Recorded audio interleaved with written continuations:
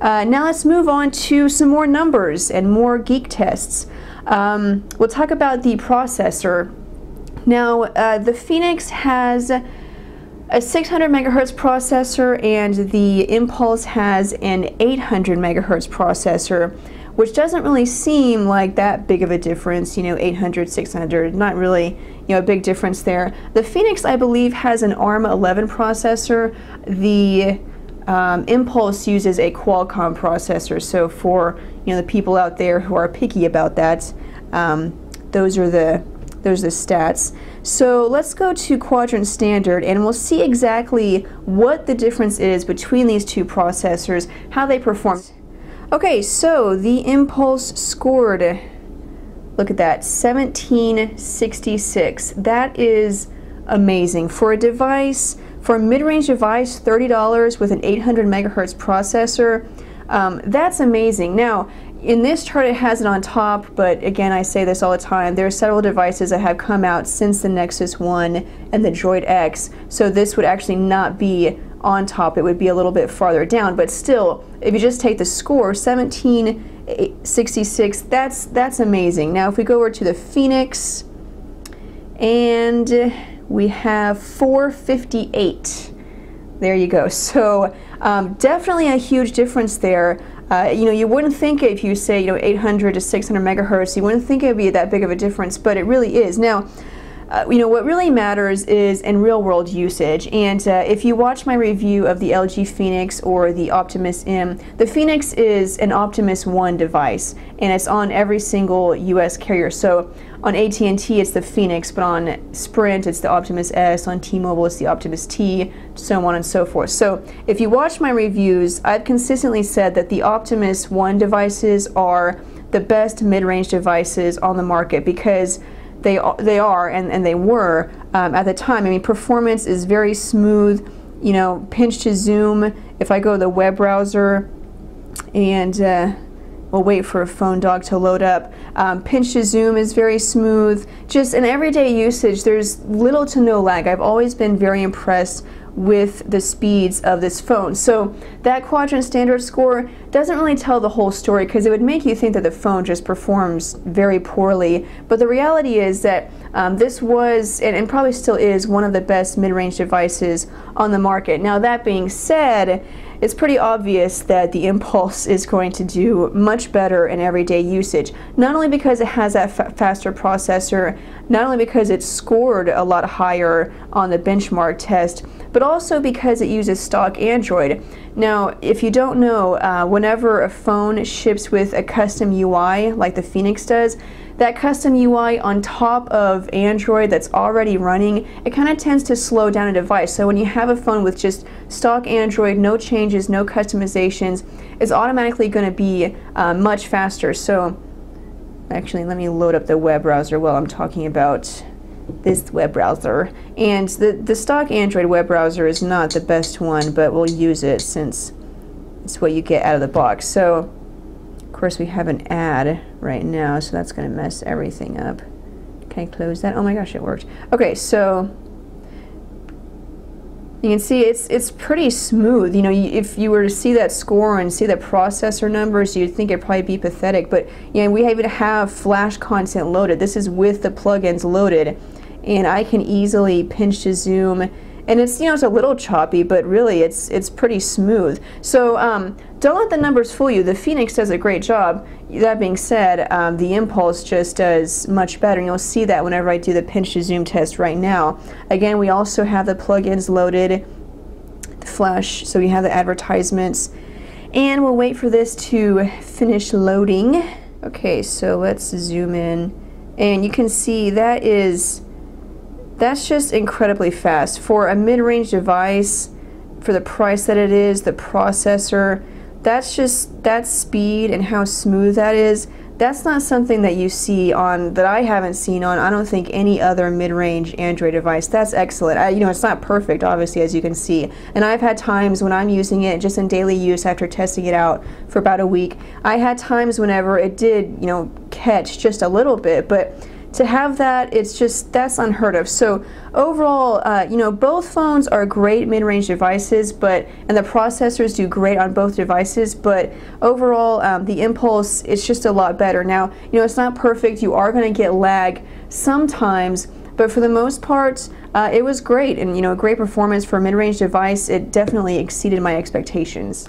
Okay, so lastly, let's flip them over and see what we get on the back. We'll talk about the camera, we'll talk about the battery, we'll talk about memory. The Impulse has a 5-megapixel camera with a flash.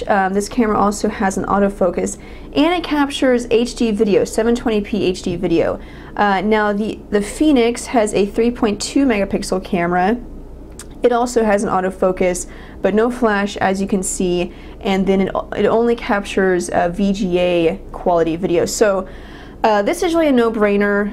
The 5-megapixel wins out. It just has, you know, better quality, more features, the flash, and the HD video capture. Now I do want to point out that the HD video capture on this device is atrocious. The video quality is nowhere near what HD should be, and the audio quality is pretty terrible. It's still better than what you'll get on the Phoenix, but it's just not as good as it should be. And then it's not the highest quality lens. So even though it is a 5-megapixel camera, and you're like, well, I've seen, you know, phones like the Droid Incredible with a 5-megapixel camera.